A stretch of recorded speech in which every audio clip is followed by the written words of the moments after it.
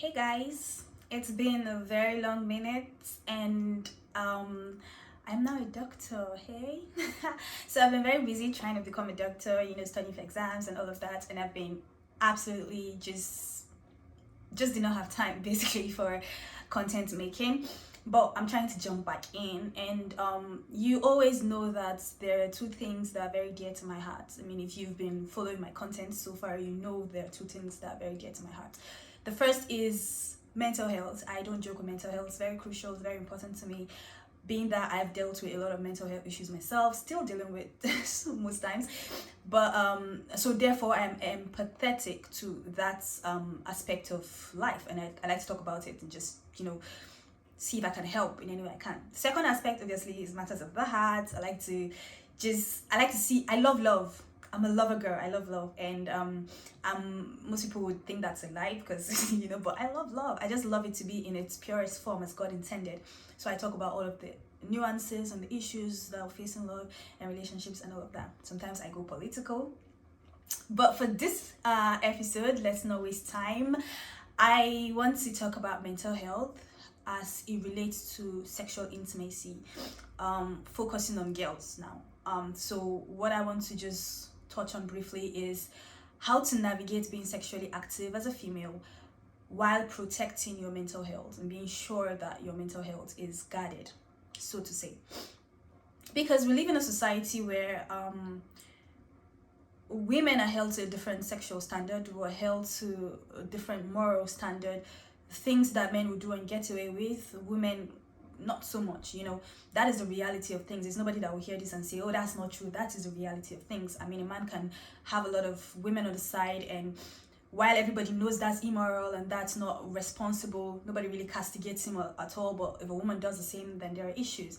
And so knowing that society is unfair to you in this regard, and in other regards as well, but we're talking about this particular regard, it's up to you to then protect yourself, protect your mental health.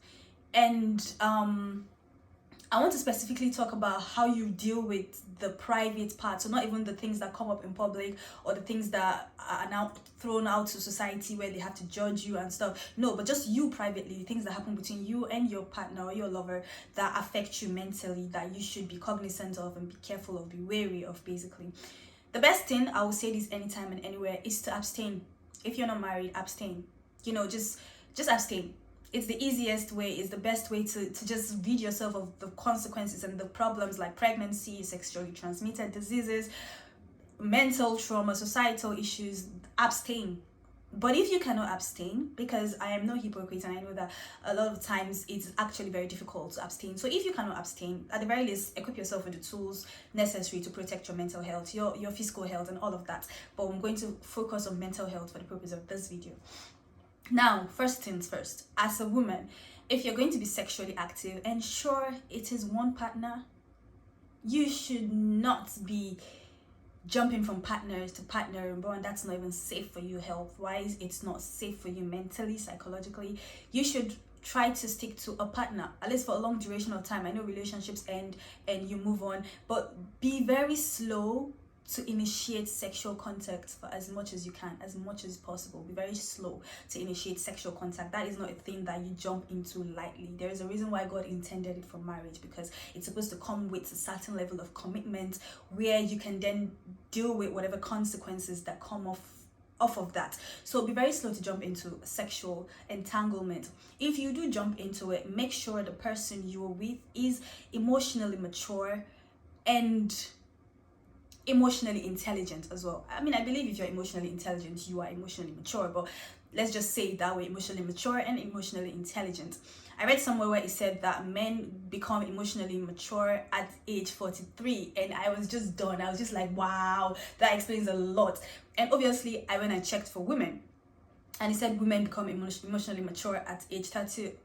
So that's a whole 11 years difference that you need to account for. So you know that if you're with your age mates, the male, your partner is your age mate in your age bracket, chances are that you are more emotionally mature.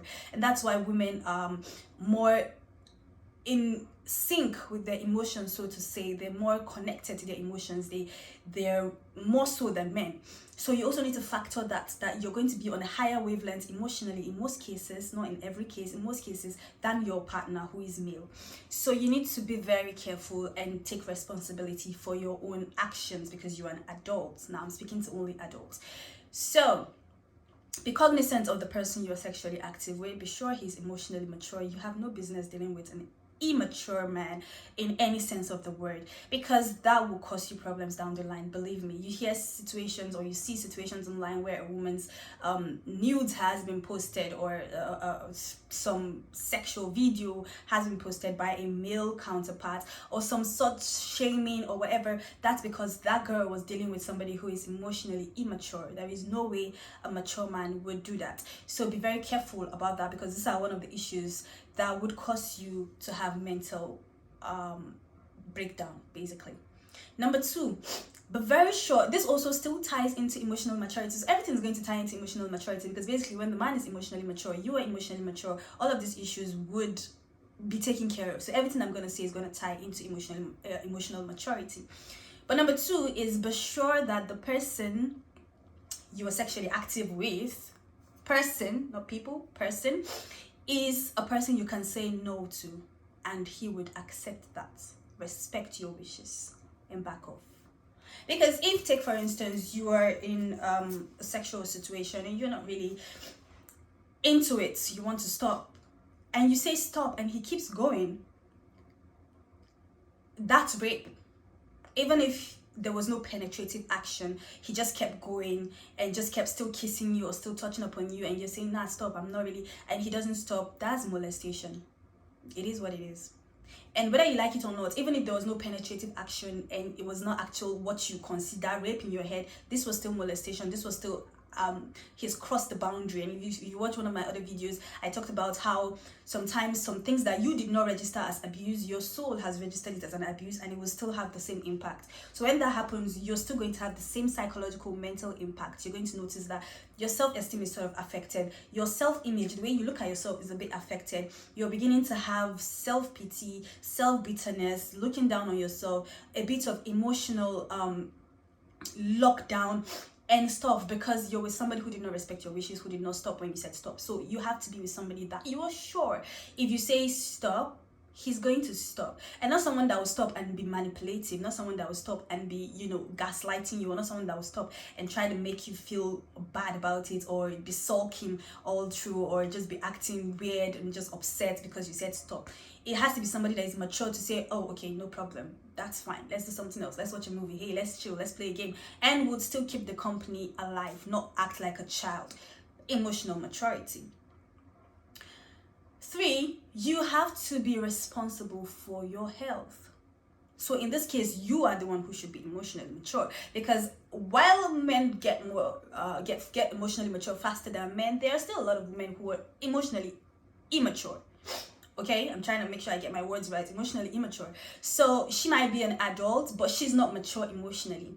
So she just feels like certain things are the man's responsibility. Oh, he's the one who should get a condom. He's the one who should wear a condom. He's the one who should worry about not getting me pregnant. He's the one who should this and that. And you're sometimes even not careful, and you have unprotected sex, and you still don't take the necessary precautions to prevent the pregnancy that you don't want.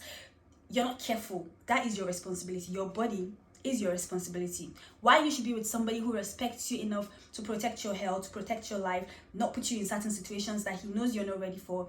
The ultimate responsibility lies with you. You all want to make sure that he's protected at all times. If he's not wearing a condom, there are female condoms. Help yourself. Okay, help yourself. If by any chance a mistake happens and he comes in you, help yourself and take the after pill. Now, as a doctor, feels so good to say that. As a doctor, I'm going to just say that I do not advise you to be on the pill, the Postinol thing. I do not advise you to be popping that all the time. You keep being careless and you keep popping Postinol. It's not good. It's going to affect your hormonal balance. It's going to disrupt your cycle. There are issues with that. Don't do that. This should be something that happens once in a red moon, because the blue moon is kind of common. Once in a red moon, and you're like, okay, emergency. Not something you just do all the time. It's going to affect you. So you also need to protect your health, because it is you who will bear the consequences should anything happen to your reproductive system. So prevent that by having protected sex, by being cognizant of everything that is happening at all times, by being responsible for your health. And if you, for any chance or any whatever, do not trust the fidelity of the person you're with, never be with them unprotected.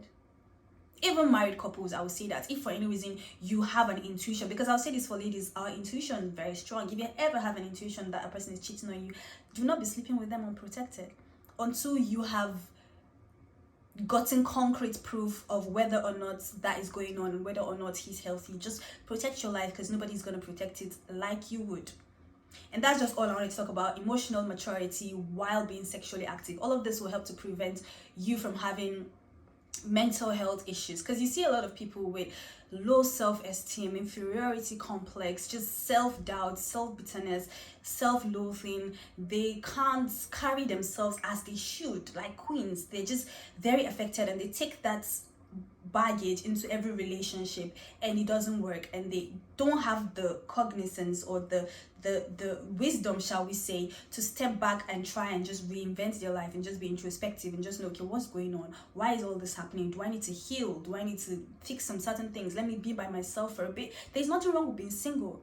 A lot of people think once you get to a certain age, there's an issue. There's nothing wrong with being single.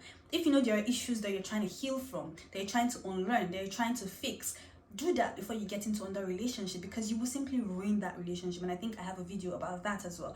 You need to fix your trauma before you get into your relationship. Fix your trauma before you have kids. Otherwise, you would transfer that trauma to them, traumatize those people themselves, worsen your own trauma, and you're back to square one.